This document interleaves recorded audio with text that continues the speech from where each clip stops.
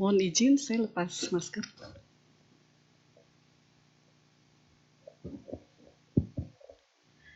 Yang terhormat Bapak Ibu pengurus Wihara Dharma Suka, Bapak Yasdi hari ini hadir. Ya, yang saya hormati Bapak Ibu, saudara-saudari semuanya, terimalah salam bahagia dari saya. Namo Buddhaya. Buddha Nubawena Sotihontu. Hari ini sungguh berbahagia ya, bisa hadir kembali ya di wihara yang begitu luar biasa ya, begitu indah, sangat baik sekali ya. Kita bisa melakukan kebajikan bersama-sama. Jadi hari ini tabungan kita bertambah lagi ya, tabungan kebajikan. Sekali datang ke wihara, tabungannya bertambah banyak ya. Kita sama-sama melakukan kebajikan di hari yang baik ini ya. Mari kita mempersiapkan diri. Namo tassa bhagavato arahato sama sambuddhassa. Namo tassa bhagavato arahato sama sambuddhassa. Namo tassa bhagavato arahato sama sambuddhassa. Brahmati mata pitaru, pubacariyati ucare, ahuneya caputanang, pujaya anukampa kapti. Ayah dan ibu laksana dewa Brahma. Ayah dan ibu adalah guru awal. Ayah dan ibu patut dipuja karena penuh kasih sayang kepada anak-anaknya. Sabrahmaka Sutta, Catuka Nipata, Iti Wutaka Kudaka Nikaya. Oke, hari ini saya mau sharing tentang cengbeng ya. Karena memang momennya ya. Tadi pada saat dijemput Romo ya, Romo Sarwan, saya bilang mungkin hari ini banyak umat kita juga cengbeng ya. Biasanya Sabtu Minggu, Minggu paling banyak ya. Jadi sungguh bahagia kalau kita bisa belajar tentang tradisi yang dikaitkan dengan Dhamma ya. Jadi tradisi cengbeng ya, ini sekarang sudah bukan agama, tapi merupakan satu tradisi Tionghoa ya. Nah ini kita lihat ada satu film dari Tionghoa Nusantara, kita lihat ya. Jadi mereka bikin film tentang cengbeng, tapi secara universal ya. Jadi bukan dari agamanya ya. Cengbeng adalah tradisi, mereka bikin. Kita lihat ya, dengar.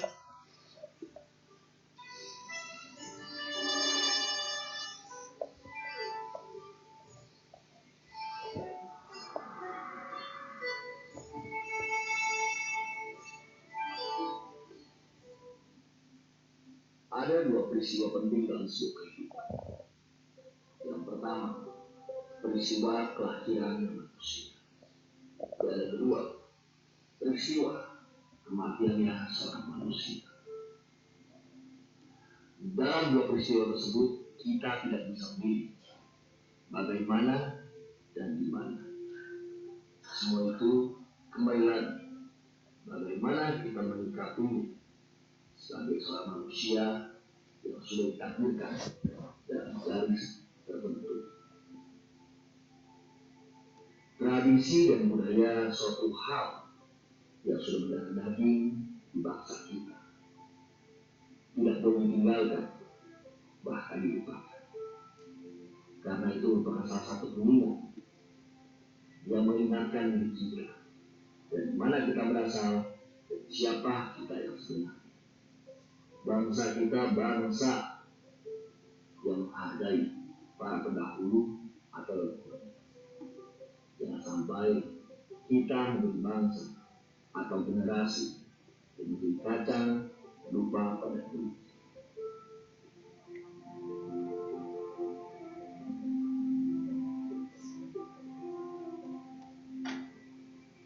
Berbicara tradisi tentu berbeda dengan berbicara agama.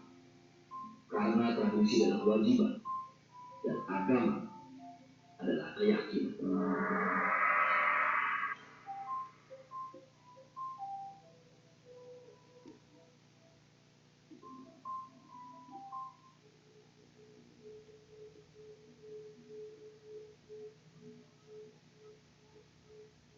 Ya, selamat hidup. pasti nantinya akan kembali dalam peristirahatan akhir. Apapun agamanya, apapun sukunya, kita akan berakhir sama. Tinggal kita sebagai generasi selanjutnya bisa menghargai dan menghormati para pendahulu kita. Semua itu tidak tahu ada batas kemuliaan.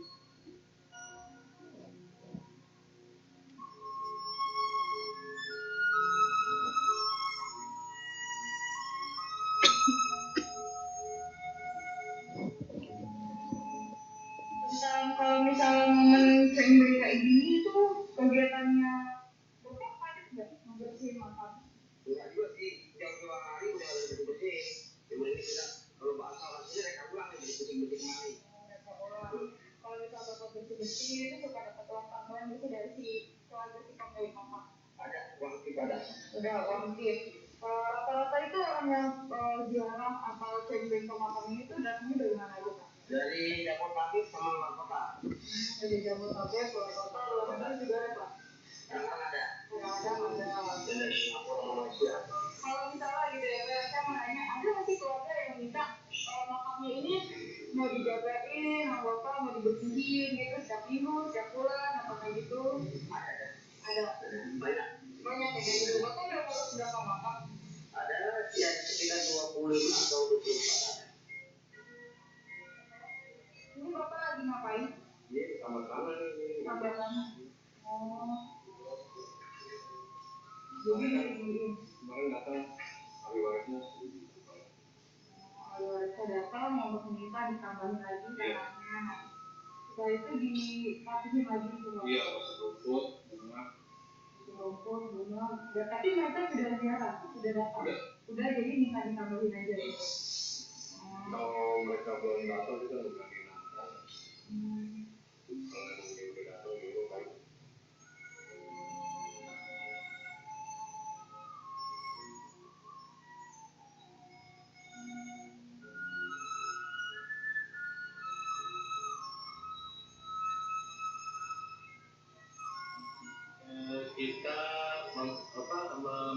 Kita memperingati Cengbeng.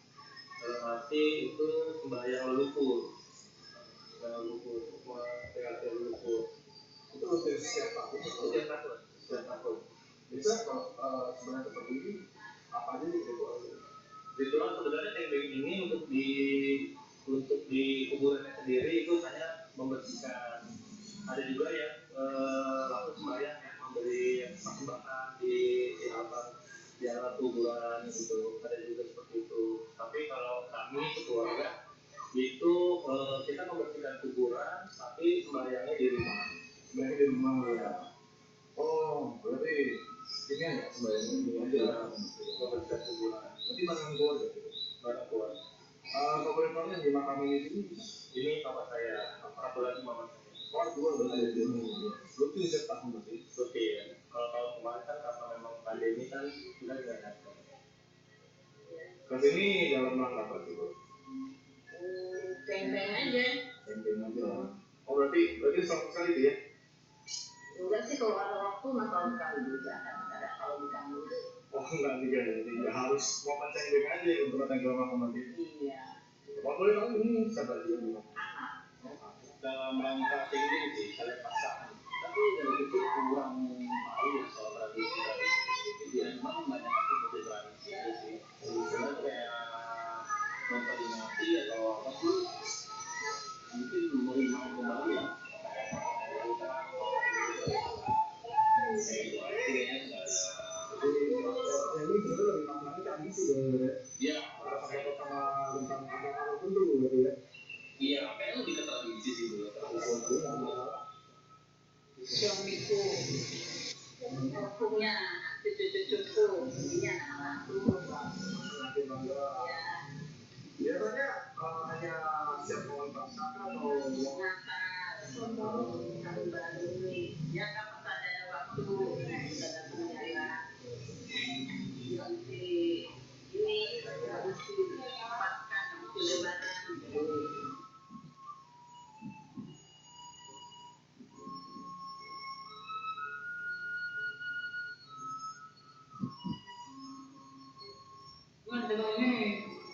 apa endek biasanya gitu. sepi ya? Iya. Karena pandemi ya? Iya. Jadi titik asal ini ya Pak Dio? Harusnya. Asal ini. Tapi masih banyak yang datang. Alasannya? Iya. Tapi Pak di sini kira-kira tahu nggak makna kayak gitu? Ya katanya sih kalau menurut mereka mah itu apa namanya? Kaisar ya. Orang kaya. Tapi aja sih. Dia orang kaya negatif, dari mana aja.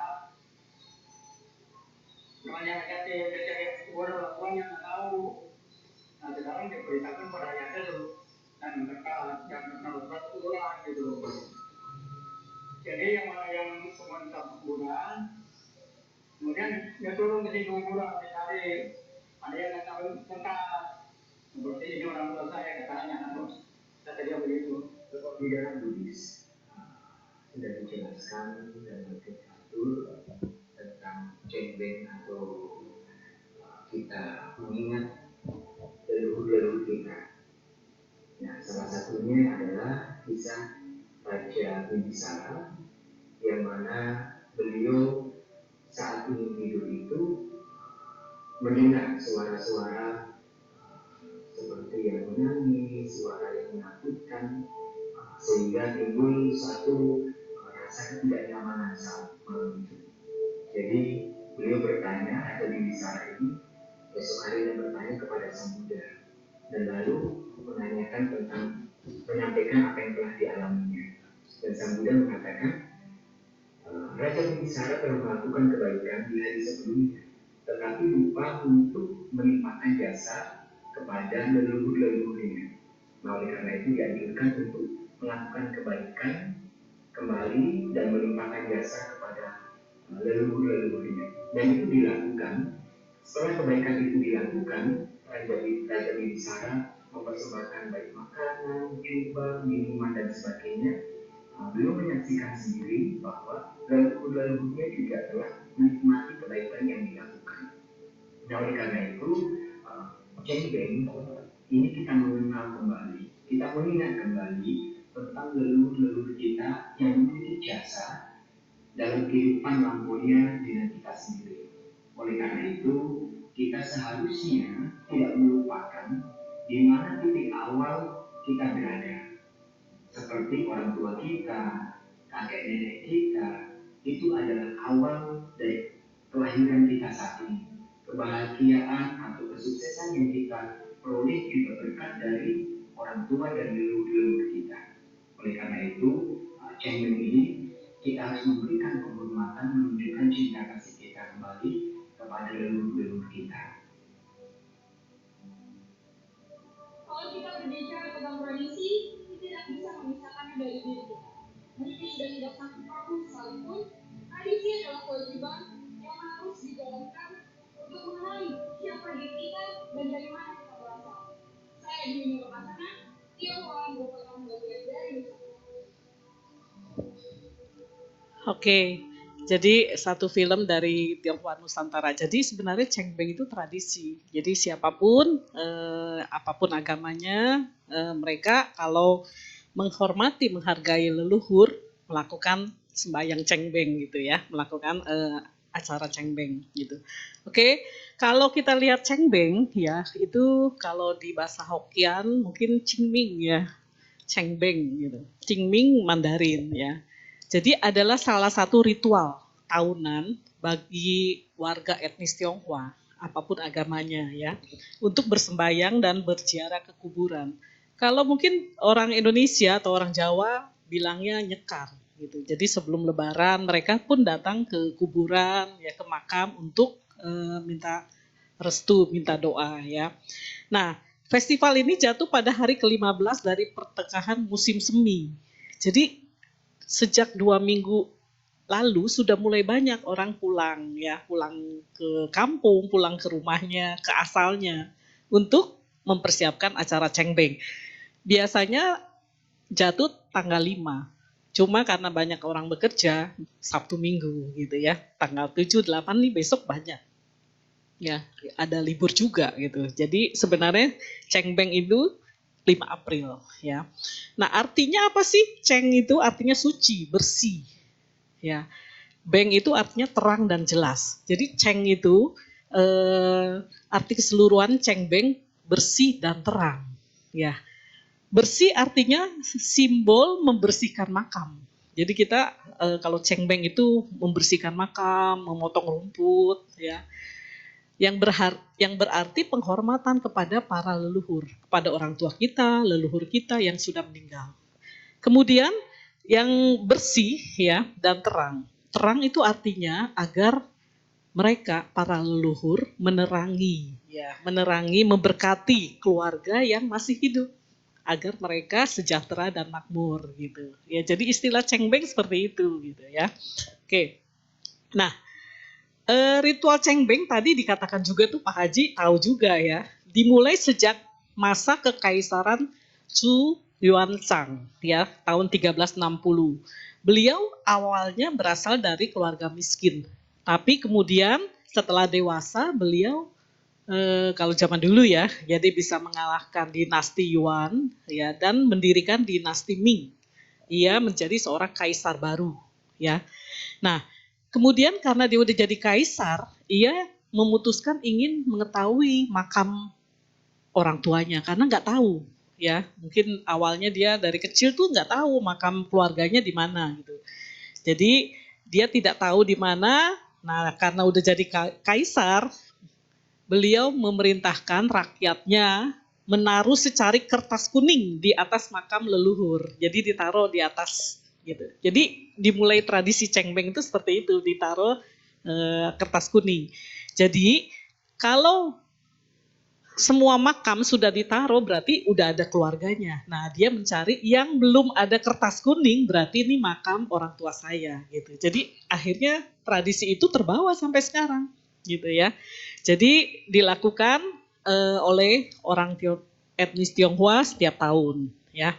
Nah, kalau kita bicara tentang Buddhism ya, dalam literatur Buddhis dari sudut kacamata Dhamma ya, pemujaan dan penghormatan merupakan suatu tata cara yang dianjurkan dan dipuji. Memang kita harus menghormati kepada orang yang patut dihormat ya. Jadi sebagai bentuk wujud kata nu kata wedi, yaitu sadar diri akan bagaimana cara dalam menunjukkan rasa ungkapan syukur berterima kasih kepada orang yang telah berjasa, yaitu orang tua kita dan para leluhur.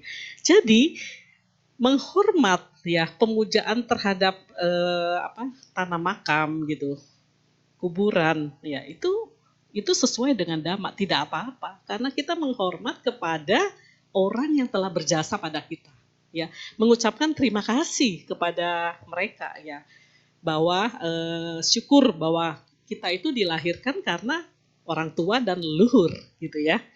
Nah, tindakan baik yang dilakukan pada saat Cheng Beng itu tidak sebatas hanya memiliki manfaat yang kepada yang telah meninggal, tapi juga yang masih hidup ya.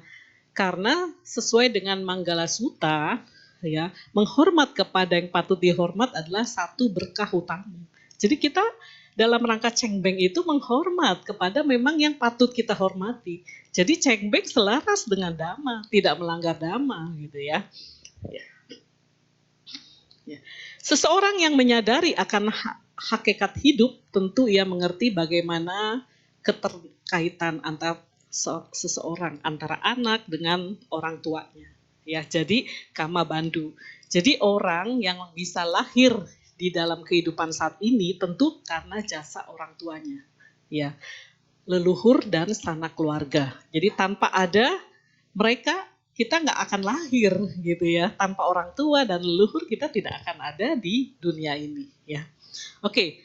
Namun dalam mata Dhamma ya, kebiasaan budaya ya, warisan leluhur ini akan lebih baik kalau dibarengi dengan tindakan yang memberikan arti kepada yang masih hidup ya. Jadi yang masih hidup itu ya bisa melakukan sesuatu yang baik ya, yang dilakukan untuk orang tua, leluhur, yang disebut patidana. Jadi tadi ada Raja Bibisara ya, pada saat satu hari dia mendengar suara-suara dari Dia merasa apakah ada yang salah dengan dirinya. Rupanya para leluhurnya memberitahukan para leluhur yang ada di alam peta gitu ya. Jadi kalau lihat tadi Raja Bibisara, dia nggak bisa tidur, dia mendengar suara jeritan-jeritan ya, yang mengerikan, teriakan putus asa sepanjang malam sehingga dia nggak bisa tidur. Kemudian besok paginya beliau bertanya kepada Sang Buddha ya.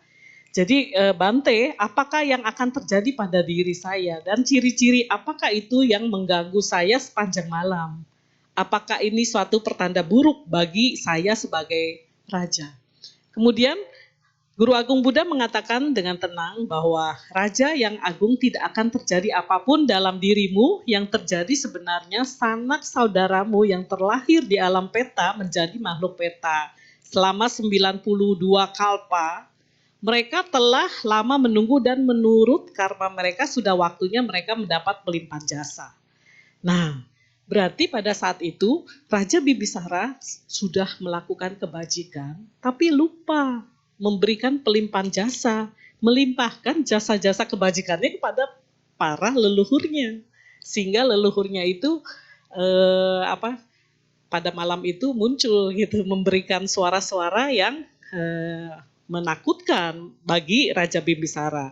Tapi akhirnya Raja Bimbisara mengerti bahwa itu adalah para leluhurnya yang mengharapkan pelimpahan jasa dari beliau. Akhirnya beliau mengundang kembali Guru Agung Buddha bersama murid-muridnya berdana.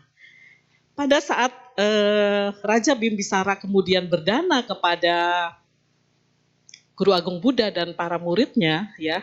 Contoh, pada saat mempersembahkan air, jadi dalam pikirannya pada saat mempersembahkan air, beliau berkata, semoga jasa dari mempersembahkan air ini jasanya melimpah pada sanak saudaraku yang terlahir di alam peta. Jadi ketika air itu disentuh dan diterima oleh Sang Buddha, saat itu juga muncul keajaiban. Ya, di alam peta muncul kolam-kolam air persegi 4, airnya jernih dan di sana juga tumbuh bunga teratai. Dengan bantuan Guru Agung Buddha, Raja Bimbisara bisa melihat semua kejadian di alam peta. Sekarang makhluk-makhluk peta itu bisa minum sepuasnya, bisa mandi sepuasnya. Tubuh makhluk peta menjadi segar dengan bantuan air. Ya. Kemudian Raja Bimbisara semangat. Ya. Jadi kemudian beliau mempersembahkan bubur beras kepada Guru Agung Buddha. Ketika bubur beras itu disentuh dan diterima oleh Sang Buddha, maka di alam peta seketika muncul makanan-makanan surgawi yang lezat-lezat. Sehingga tubuh makhluk peta berubah menjadi segar, sehat, dan padat. Silakan. Ada pengumuman sebentar ya. Maaf sebelumnya, bagi pemilik mobil B8295HI mohon dipindahkan. Dan bagi pemilik mobil B1528PZG tolong juga dipindahkan karena menghalangi pengguna jalan lainnya. Ya, terima kasih. Boleh dilanjut, Ram. Oke, terima kasih. Jadi pada saat Raja Bimbisara mempersembahkan bubur, ya, tubuh makhluk peta itu berubah menjadi segar, sehat, dan padat, berisi dan bercahaya. Makhluk peta telah berubah menjadi makhluk surgawi. Oleh karena itu Raja semakin bersemangat. Kemudian beliau mempersembahkan kain jubah dan tempat tinggal. Nah, setelah mendapatkan dana dari Raja Bimbisara, makhluk peta itu berubah menjadi makhluk dewa dan dewi dengan istana yang megah. Raja semakin puas dan dengan kemuliaan yang telah dialami oleh sanak saudaranya menjadi dewa-dewi yang cemerlang.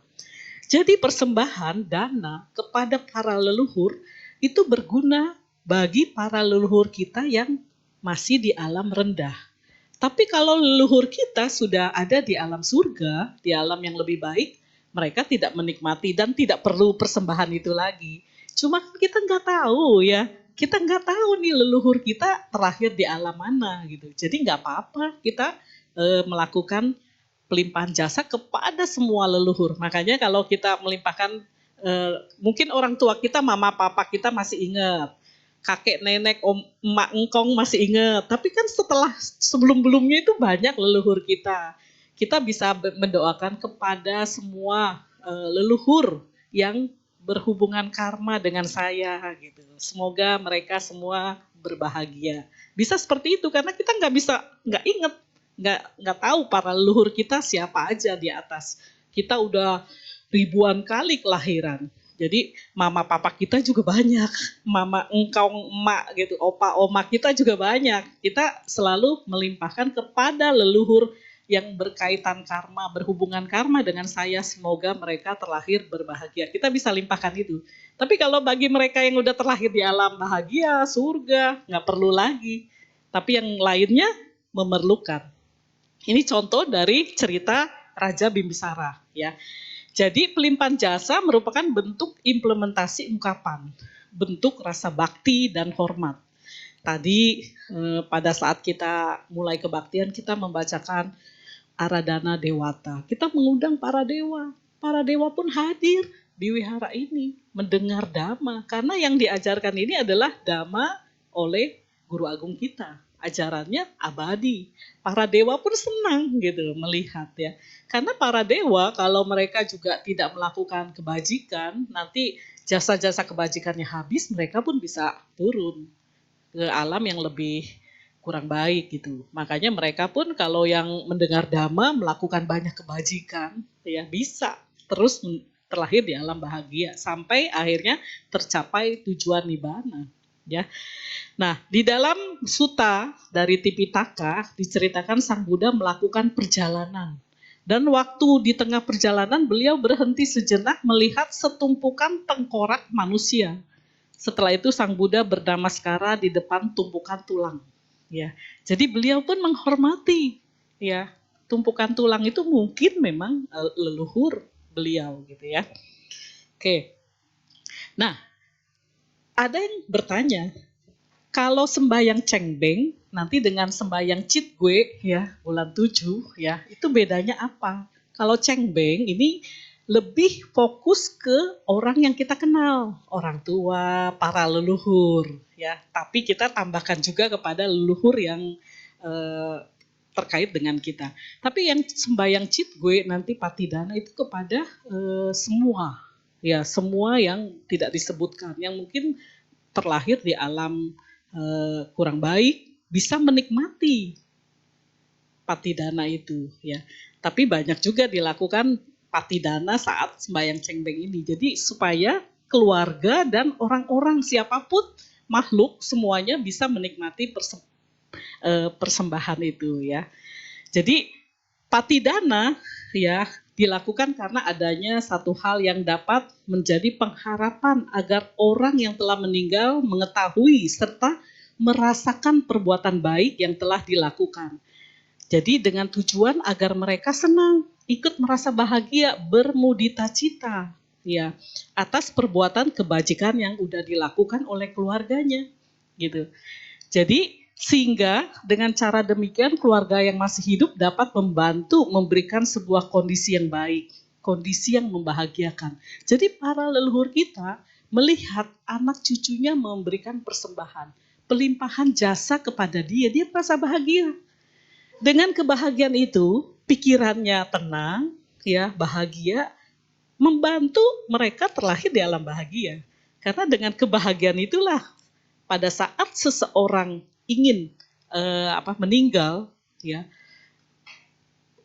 peran perasaan, kebahagiaan, pikiran mereka itu yang membantu kelahiran kembali. Kalau dia lihat, waduh ini anak cucu pada datang, memberikan persembahan, pelimpahan jasa, bahagia. Pas hari itu momen dia harus terlahir kembali gitu. Nah itu akhirnya membantu mereka menjadi terlahir di alam bahagia itu. Bagus tujuan seperti itu, membuat mereka ikut bahagia gitu. Kalau mereka yang ada di alam lebih rendah ya. Jadi seorang sebelum melimpahkan pelimpahan jasa sebaiknya melakukan perbuatan baik ya. Nanti setelah Bapak Ibu kita bersama-sama melakukan kebajikan hari ini, sekali datang kebaktian kebajikannya banyak, tabungannya banyak. Tadi membaca parita, Otomatis selama membaca parita pikiran kita baik. Menghormat kepada yang dihormat, berdana, ya, mendengarkan dhamma. Wah, banyak sekali tabungannya. Setelah kita kebaktian, kita limpahkan jasa-jasa kebajikan kita kepada orang tua kita yang sudah meninggal, para leluhur kita gitu. Wah, itu lengkap sekali, sempurna kebajikannya. Dan Bapak Ibu saudara-saudari, setelah setiap hari kita bekerja, malam hari sebelum tidur kita merenungkan, hari ini saya sudah melakukan apa? Saya sudah melakukan kebajikan apa? Semoga kebajikan yang saya lakukan hari ini gitu ya, saya limpahkan kepada mama papa saya yang sudah meninggal. Kalau belum meninggal enggak ini ya, kepada yang sudah meninggal, kakek nenek, leluhur saya. Wah, itu luar biasa. Selalu tiap hari. Enggak hanya pada saat cengbeng, enggak hanya pada saat patidana, tiap hari kita limpahkan kebajikan kita kepada para leluhur. Wah, luar biasa kebajikannya. Dan para leluhur kita juga senang. Wah, ini saya selalu dilimpahkan oleh cucu saya gitu, anak saya. Bahagia sekali ya. Jadi setiap hari kita bisa limpahkan. Bahkan kalau kita melihat orang lain berbuat baik, ya, kita selalu mengatakan sadu. Ya, itu pun sama. Kita sudah ikut bermudita cita, ikut senang atas perbuatan baik orang, gitu. Nanti ditambah lagi nih, ya, setiap minggu kita kebaktian. Wah, saya setiap minggu jadikan satu acara rutin setiap minggu. Kalau mau jalan-jalan habis kebaktian gitu ya, dengan keluarga, apalagi di Wihara Dharma Sukha lengkap ya, ada remaja, ada anak-anak. Jadi orang tuanya kebaktian, anaknya kebaktian juga, luar biasa, itu bagus sekali ya. Setelah pulang kebaktian baru mau jalan kemana gitu. Jadikan ini satu momen kesempatan kita untuk terus memupuk karma-karma baik setiap minggu ya. Oke, nanti setelah melakukan banyak kebajikan kita limpahkan kepada para leluhur ya. Seperti air mengalir dari tempat yang tinggi ke tempat yang rendah, seperti air dari sungai besar mengalir mengisi lautan. Demikian pula hendaknya semoga jasa kebajikan ini dapat dirasakan oleh orang tua, leluhur, keluarga dan semua makhluk. Ada di Tiro Kuda Sutta, Kuda Kapata ya. Nah, kemudian Guru Agung Buddha mengatakan dalam Sigalowada Sutta, Buddha memaparkan kewajiban anak kepada orang tuanya. Pertama, merawat dan menunjang kehidupan orang tua, terutama di hari tua. Dari kecil kita dirawat, hari setelah besar mereka menjadi tua, kita rawat. Kadang-kadang kita nggak merasa bahwa hidup orang tua kita itu nggak lama lagi, berapa belas tahun lagi, kita merasa biasa-biasa aja, padahal umur mereka terbatas. Dalam satu waktu mereka pasti meninggalkan kita gitu. Nah, kesempatan sebelum mereka meninggalkan kita, kita merawat mereka ya. Kemudian membantu menyelesaikan urusan orang tua, yaitu dalam merawat itu banyak urusan-urusan kita selesaikan. Kemudian menjaga nama baik dan kehormatan orang tua. Mempertahankan kekayaan keluarga, tidak menghambur-hamburkan harta orang tua. Memberikan jasa-jasa kebahagiaan kepada orang tua yang telah meninggal. Ini udah Guru Agung Buddha ajarkan kepada kita. Jadi poin 1 sampai 4 itu pada saat mereka masih hidup. Poin nomor 5, pada saat beliau sudah meninggal, kita memberikan pelimpahan jasa kepada orang tua kita. Jadi pada saat hidup dan pada saat meninggal, ya. Oke. Kemudian tadi ada parita etawata. Ini juga perlu ya kita lakukan kalau kita ingin melimpahkan jasa-jasa kepada para leluhur. Yang paling penting diingat adalah bahwa untuk melimpahkan jasa harus berbuat baik dulu. Ya, jadi kita kalau mau melimpahkan jasa ada perbuatan baiknya supaya ada jasa kebajikannya gitu. Jadi setelah berbuat baik itu nggak harus materi. Berbuat baik itu bisa melalui tenaga, pikiran, waktu, ya, menjemput penceramah, mengundang penceramah, ya, menjadi MC, memimpin lagu, memimpin parita, itu udah berdana begitu luar biasa, ya. Jadi berdana itu bisa dilakukan banyak cara, nggak harus dari berdana secara materi. Kalau ada berdana materi, Kita punya banyak, kita berdana lebih banyak, boleh. Punya sedikit, berdana sedikit, boleh. Tapi tenaga kita, waktu kita, pikiran kita bisa sumbangkan. Menjadi pengurus wihara, menjadi macam-macam, membersihkan wihara, membereskan bangku, itu bisa kita lakukan. Wah, banyak sekali ya cara kita memupuk karma baik. Nah, setelah memupuk karma baik, kebajikan-kebajikan, kita limpahkan kebajikan kita kepada para leluhur. Jadi sempurna kebajikannya ya. Jadi apa saja sebelum cengbeng ya kita bisa lakukan ke wihara atau mencetak buku, fungsen, melepaskan makhluk hidup ya, menolong orang, memberikan dana makanan, obat, apa aja, banyak ya yang bisa kita lakukan. Setelah itu baru kita limpahkan jasa-jasa. Nah, pembacaan parita pelimpahan jasa yang kita lakukan jadi ada isinya gitu, karena ada pelimpahan jasa yang bisa kita berikan kepada para leluhur ya. Nah, dalam cengbeng berziarah, orang-orang menyediakan makanan daging, kue, buah-buahan, atau bakar-bakar kertas. Ya, sebagai Buddhis kita juga dapat menyesuaikan barang tersebut. Jadi ada, kalau simbol Buddhis kan bunga, dupa, lilin, air, buah-buahan, manisan, itu semua punya arti. Ya, jadi yang dipersembahkan itu semua ada artinya. Kalau kita berikan bunga, baik itu bunga yang masih ada tangkainya atau bunga tabur, itu artinya mengingatkan manusia akan ketidakkekalan hidup ya. Kemudian kalau kita pakai hio, dupa, artinya mengharumkan lingkungan dan melambangkan kebajikan tanpa pamrih. Kemudian kalau ada lilin ya, melambangkan penerangan. Ada buah-buahan melambangkan pengabdian. Air lambang kesucian. Jadi semua itu memang ada artinya ya. Jadi yang kita persembahkan. Dalam Anguttara Nikaya, Buddha mengumpamakan ayah dan ibu laksana dewa tingkat tinggi, yaitu Brahma, ya, yaitu ungkapan Brahmati Mata Pitaru. Orang tua, ayah dan ibu sebagai puba acarya, guru awal bagi anak-anaknya, ya. Jadi walaupun seseorang menggendong ibunya di bahu kanan dan ayahnya di bahu kiri, ya, dan saat ini melakukan dalam 100 tahun, jika ia melayani mereka dengan mengusapi mereka dengan minyak, memijat, memandikan, menguruti kaki dan tangan mereka, seandainya mereka buang air sekalipun, semua itu belum cukup dilakukan untuk membalas jasa orang tua.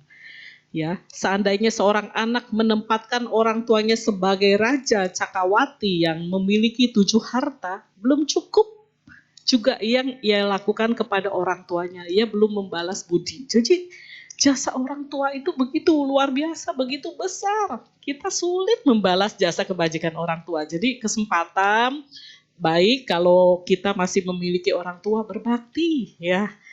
Mereka tuh nggak menginginkan harta, nggak menginginkan yang berlebihan. Dibelikan satu makanan kesukaannya, dikunjungi saja udah happy, udah senang, gitu, anaknya datang. Ya. Jadi masih ada kesempatan bagi yang memiliki orang tua, datang, ucapkan terima kasih, ucapkan kasih sayang, wah itu sungguh bakti bagi orang tua. Tapi bagi yang sudah meninggal, kita melakukan patidana, pelimpahan jasa kepada orang tua kita. Salah satunya pada saat cengbeng ini ya. Pada saat kita mempersembahkan makanan, minuman, kemudian kita limpahkan jasa-jasa kebajikan kepada para orang tua yang sudah meninggal dan para leluhur. Jadi makna cengbeng ini menghormat dan menghargai jasa-jasa leluhur yang telah meninggal. Jadi masih sejalan dengan Buddhis ya. Jadi tradisi yang sejalan. Seseorang yang menghargai tradisi, ya dia orang yang besar gitu ya. Jadi tradisi itu nggak bisa kita hilangkan, jangan dihilangkan. Tapi bagaimana tradisi itu dimaknai dengan bijaksana gitu ya. Jadi cengbeng kegiatan tradisi namun tidak bertentangan dan masih sejalan dengan ajaran Buddha Dhamma. Umat Buddha dapat menjalankan tradisi cengbeng dengan cara yang sesuai dengan Buddha Dhamma ya. Jadi acara cengbeng itu bisa dilakukan di makam atau di laut bagi yang dikremasi, ditabur di laut ya, atau di rumah dengan memasang misalnya foto orang tua dan memberikan persembahan, dan dengan bijaksana, tidak terlalu berlebihan ya, sesuai dengan kemampuan ya. Jadi istilah festival Cengbeng ini dari sudut pandang Buddhis bukanlah suatu kebiasaan yang tidak selaras. Jadi namun justru hal itu adalah suatu kebiasaan yang patut dilestarikan. Ya, makanya banyak sekali nih orang pada pulang kampung, ayo pergi semua. Jangan sampai lupa ya, kita mengingat para orang tua dan leluhur kita. Ya, meskipun sebagian orang memaknai hari tersebut dengan cara berbeda, tapi sebenarnya tujuannya sama, yaitu bakti kepada orang tua ya. Semoga segala daya upaya yang dilakukan tersebut mendorong dan dapat memberikan kebahagiaan bagi orang tua dan leluhur ya, dan semoga dapat mendatangkan berkah bagi sanak keluarga yang masih hidup ya. Oke, saya rasa sharing tentang Cengbeng sekian. Mungkin kalau masih ada waktu mau sesi tanya jawab, dipersilakan. Terima kasih.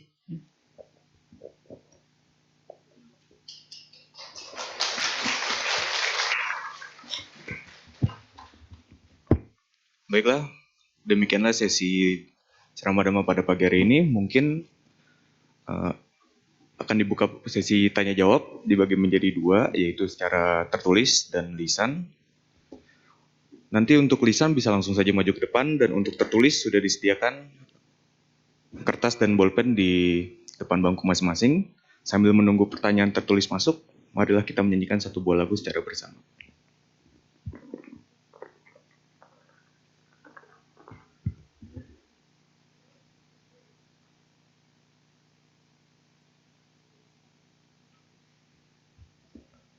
Oke, mari kita buka buku Puja Bakti kita sekali lagi, dan kita buka di halaman 69. Kita akan menyanyikan lagu Sang Guru.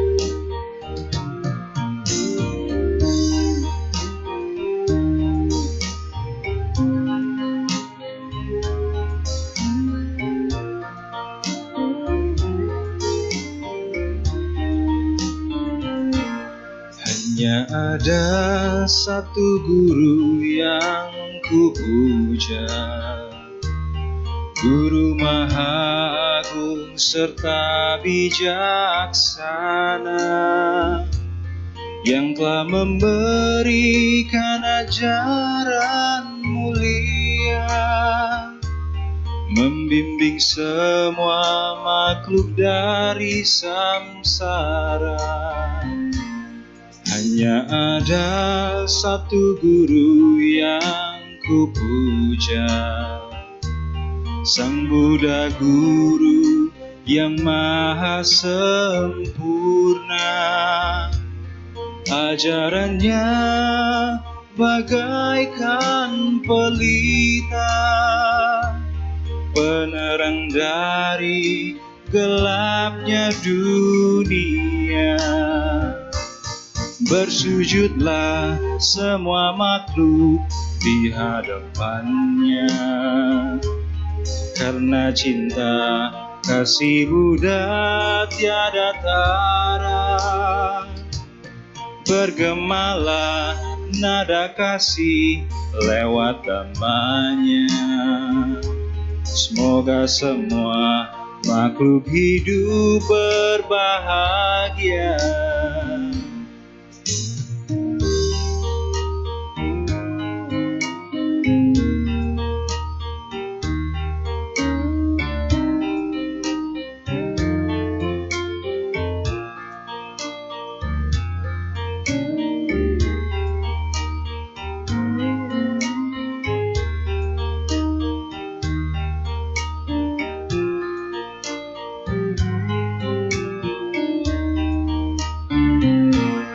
Hanya ada satu guru yang kupuja, Sang Buddha Guru yang maha sempurna. Ajarannya bagaikan pelita, penerang dari gelapnya dunia. Bersujudlah semua makhluk di hadapannya, karena cinta kasih Buddha tiada tara. Bergemalah nada kasih lewat gamanya. Semoga semua makhluk hidup berbahagia. Bersujudlah semua makhluk di hadapannya, karena cinta kasih Buddha tiada tara. Bergemalah nada kasih lewat namanya. Semoga semua makhluk hidup berbahagia. Terima kasih.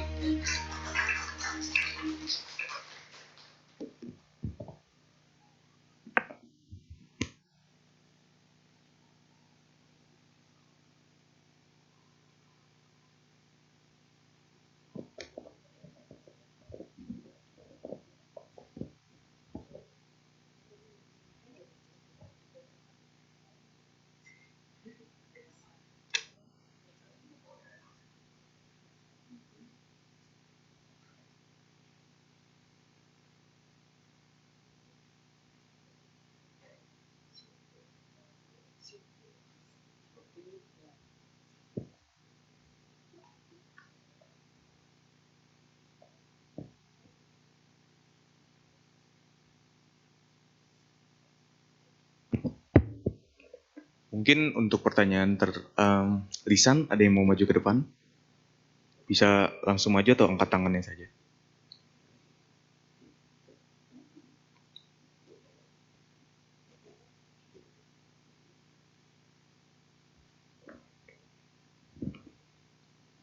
Jika tidak ada, saya akan bantu membacakan pertanyaan tertulis. Namo Buddhaya, saya ingin bertanya, apakah ketika melakukan atau mengikuti festival Cengbeng, leluhur atau sanak keluarga kita turut hadir di tempat kita melakukan sembahyang? Mengingat menurut ajaran Sang Buddha, setiap orang yang meninggal akan langsung terlahir di alam yang berikutnya, sesuai dengan karmanya sendiri, karmanya masing-masing. Kalau tidak hadir, berarti tradisi atau kegiatan Xiaopueh hanya gimmick.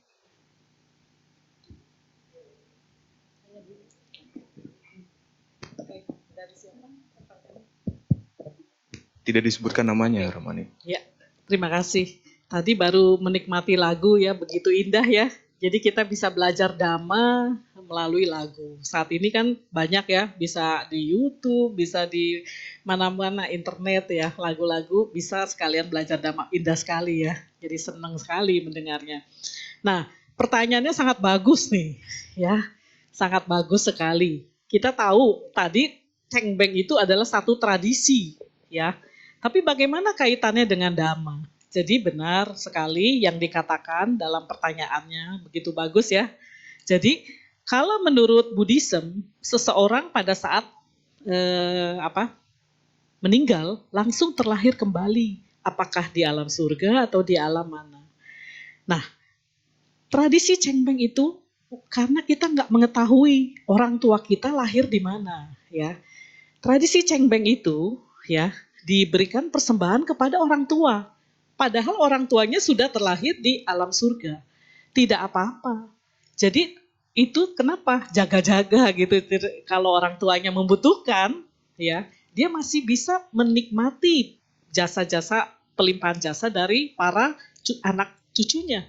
Ya, tapi kenapa? Karena mereka nanti udah terlahir kembali, terlahir lagi, terlahir kembali. Barangkali pada saat momen itu dia terlahir di alam rendah. Akhirnya persembahan itu berguna juga bagi mereka gitu. Jadi bisa berguna dan berguna kepada para leluhur lainnya, ya. Makanya kalau kita berdana, kalau kita melimpahkan jasa, nggak hanya menyebutnya satu aja kepada orang, mama saya ini namanya, papa saya ini, kakek saya, engkong, emak, opa, nama ini. Tapi kita sebutkan juga leluhur. Semua leluhur yang berhubungan karma dengan saya. Jadi persembahan yang kita persembahkan itu berguna. Karena leluhur kita itu bukan satu, bukan dua. Kita udah ribuan kali kelahiran, berarti ribuan juga. Barangkali leluhur kita itu pas ada yang menikmati yang terlahir di alam kurang baik, jadi bisa menikmati persembahan itu gitu. Ya. Kemudian siopue. Siopue kalau kita cengbeng atau kita sembayang gitu, itu pasti ada siopue ya, yang satu menghadap ya mata uang yang berbeda gitu kan. Artinya kalau udah siopue kita udah boleh pulang gitu ya. Ya itu sebenarnya kalau kita lihat dalam kacamata Buddhis ya, kita nggak bisa menolak juga. Itu kan satu tradisi yang ya sangat baik. Itu satu momen supaya udah selesai ya, makanannya sudah dimakan gitu. Tapi sebenarnya itu sudah selesai, kita bisa pulang. Kenapa kalau kita nggak siopuein, nanti dalam pikiran anak cucu ada yang merasa terganjal. Ada merasa kayaknya kurang lengkap gitu, kurang lengkap melakukan satu tradisi. Kalau bagi saya tidak apa-apa, lakukan aja. Itu bukan gimmick ya. Itu memang sesuatu yang kalau kita lihat, karena Buddhism itu nggak hanya Theravada, Buddhism itu banyak masyab, ya. Jadi bagi satu sekte, satu aliran itu mungkin nggak perlu, tapi bagi aliran lain itu perlu. Itu ada pernyataan bahwa udah disetujui, bahwa udah makan, udah boleh pulang gitu ya. Jadi kita menerima semua aliran bahwa itu bisa. Jadi bukannya gimmick juga. Jadi itu benar dari para leluhur yang ada di sekitar. Jadi di makam orang tua kita itu bukan hanya orang tua, leluhur-leluhur juga ada gitu. Jadi bisa mereka yang memberikan info bahwa itu udah selesai gitu ya. Jadi kalau kita berkaitan dengan para arwah ya, memang dilihatnya dari situ gitu. Merupakan satu simbol ya. Jadi kita juga masih bisa menerima gitu. Kalau dalam tradisi Theravada memang nggak ada ya, tapi dalam tradisi Mahayana masih ada seperti itu ya. Jadi kita menerima semuanya supaya ya udah lengkap. Jadi kita nggak lihat dari aliran mana gitu ya. Jadi siopue masih ada ya. Jadi masih bisa kita terima. Toh nggak sesuatu yang sulit juga gitu. Kalau si anak pertama nggak siopue, anak kedua nggak siopue lagi, anak ketiga akhirnya siopue juga. Dan dengan setelah siopue tenang semuanya. Oke, mama, papa, leluhur udah makan, udah tenang gitu. Kita boleh pulang. Ya, itu sebenarnya satu psikologis saja, sugesti bahwa kita udah merasa mereka sudah menerima gitu ya. Jadi kalau menurut saya tidak apa-apa, itu kita terima saja satu tradisi itu gitu. Ya, walaupun di Theravada mungkin nggak ada ya alir itu, tapi di Mahayana dan aliran lain masih meyakini hal itu. Jadi kita terima ya. Apalagi di Dharma Sukha kita nggak satu aliran ya, banyak ya. Jadi masih bisa menerima semuanya. Oke, pertanyaannya bagus ya. Terima kasih ya.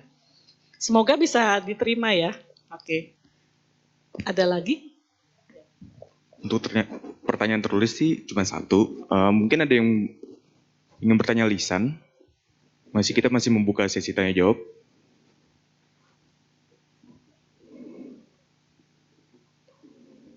Mungkin sudah jelas ya. Ya. Karena saya pun dari kecil suka ikut cengbeng, tapi nggak tahu. Yang penting sembahyang ke kuburan gitu. Jadi kita nggak tahu. Tapi dengan hari ini semoga lebih memahami ya bahwa dengan cengbeng itu masih sejalan dengan Buddhism. Dengan cengbeng itu adalah pelimpahan jasa. Sebelum cengbeng kita lakukan kebajikan gitu ya. Oke. Ada lagi?